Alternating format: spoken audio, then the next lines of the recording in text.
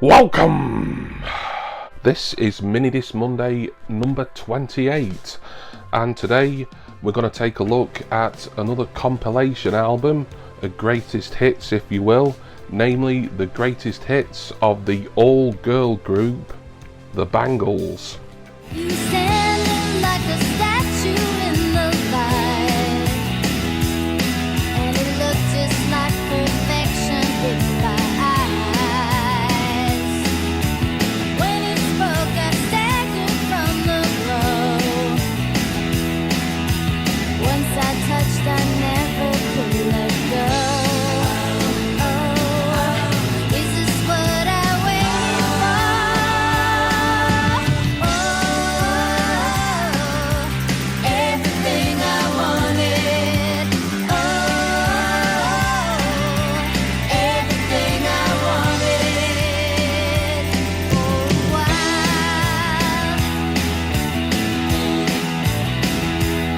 So we whispered every secret we could tell, and we painted lovely pictures of ourselves. This album originally came out in 1990 and the Bangles had split up by this point. This was sort of a contractual obligation for Columbia Records. The Bangles would reform a few years later in the late 90s and they're still going today.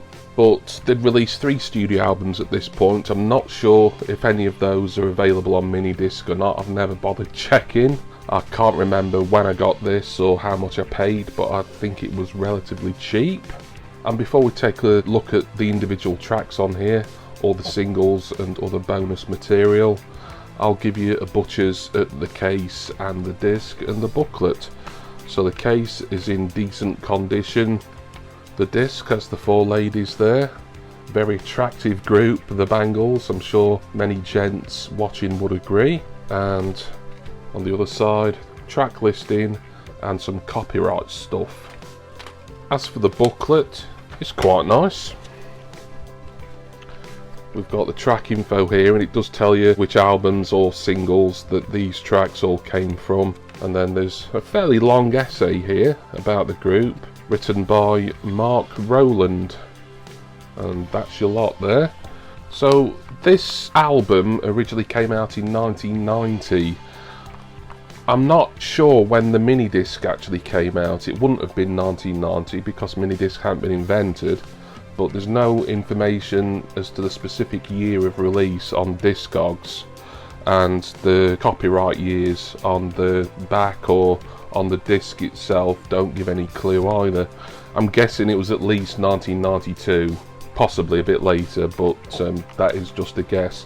Nonetheless, it did well. It got to number 4 in the UK. Don't think it did particularly well in America, but the Bangles, they were an internationally successful pop rock group for all intents and purposes. Obviously they wore their influences on their sleeve with the likes of the Beatles, the Byrds, sort of the California scene of the 60s, you know, and they sort of made that into a modern for the time, largely the 1980s of course, pop rock / new wave kind of sound. So the tracks on the album, and I've just finished listening to it, only I think for the second time since I've actually owned this album. Presumably the first single that they recorded or released, Hero Takes a Fall. It was alright. Not their strongest single, certainly, but a really good one is track number 2, Going Down to Liverpool. Sort of a almost folky kind of number really. Really enjoyed that. Track 3 is what was one of their biggest hits, certainly in the UK. It was Manic Monday, written by Prince of course. Still a fantastic pop single that. Sounds good, doesn't sound dated or anything today, like maybe a little bit of this album does, but Manic Monday, you could play that kind of any time from the mid-80s to now and it sounds fresh. Track 4 is another favourite of mine, If She Knew What She Wants.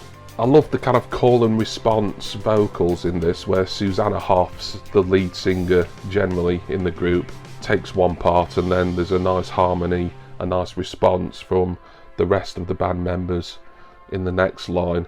Really enjoy that. Track 5 is the one that I think is Marmite to a lot of people. I always loved this as a kid. I think it has slightly diminishing returns, but for more nostalgia's sake, I still say yes, I like it, I enjoy it. It's Walk Like an Egyptian, of course, another big hit here in the UK. It's silly, the video from what I remember of it is pretty daft, but there's something quite likeable and charming about it. And it's a novelty song, certainly, but it's one of the Bangles' sort of signature songs, isn't it? Number 6, Walking Down Your Street. 7 is Following. A couple of fairly good ones there. Number 8 is their cover of the Simon and Garfunkel song, Hazy Shade of Winter. I enjoyed that, but I think the Simon and Garfunkel original is better. Number 9 is In Your Room. I was expecting that to sound completely different. I think it's because there's been one or two other acts over the years who've written songs called In Your Room, and I assumed this was a cover of one of those, and it wasn't. I will have heard the Bangles version before, prior to even hearing this album for the first time years ago, but it was just a bit unmemorable, really. And then number 10 is what I think is their biggest hit of all time, from 1989, Eternal Flame.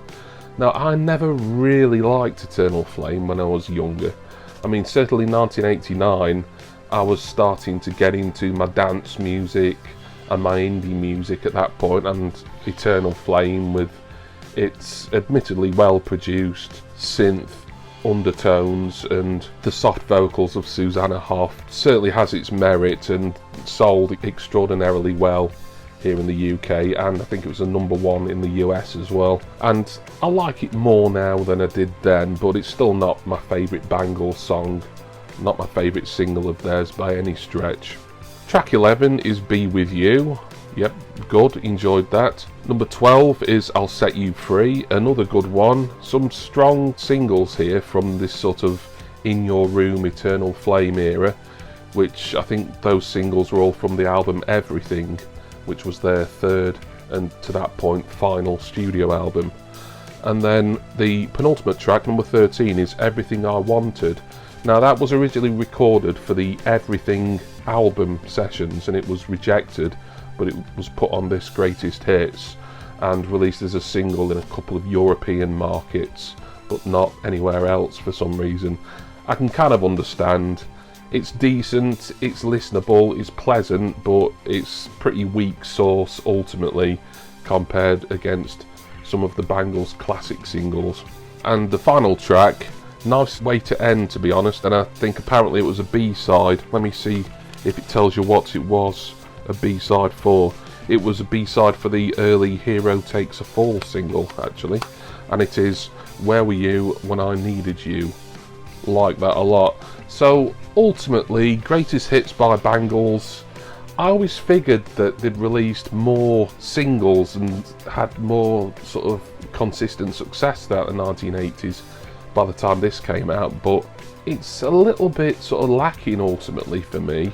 For me, this album's kind of like the equivalent of eating at McDonald's, really. It's nice, it's enjoyable while it's happening, but a little later on when it's over you kind of feel unsatisfied, and that's how I am with the Bangles' Greatest Hits.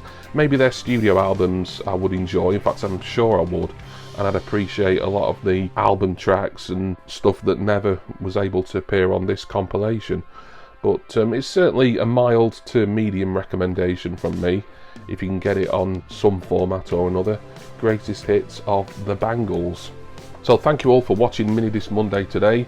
Just before I wrap this up, I want to let you know that we are back in 2 weeks' time with this series. However, we're going weekly again all throughout March, because I'm going to show you 5 of what I think are my worst Minidisc albums in my collection. Yes, you're going to see the start of Bad Album Month in a fortnight's time. I'll give you more information in 2 weeks, and of course you'll see which album I've chosen first as one of the bad 5. It's going to be a lot of fun, and it's going to be a chance for me to reappraise some albums that I don't think I like now, but I might end up liking them, hence why Bad Album Month could end up being a bit of a misnomer. Regardless, thank you all for watching. Special thanks go to my wonderful subscribers and generous patrons. And I'm going to go now. Please join me again in 2 weeks' time for the start of Bad Album Month, which will be episode number 29 of Minidisc Monday. Cheers, everyone. See ya!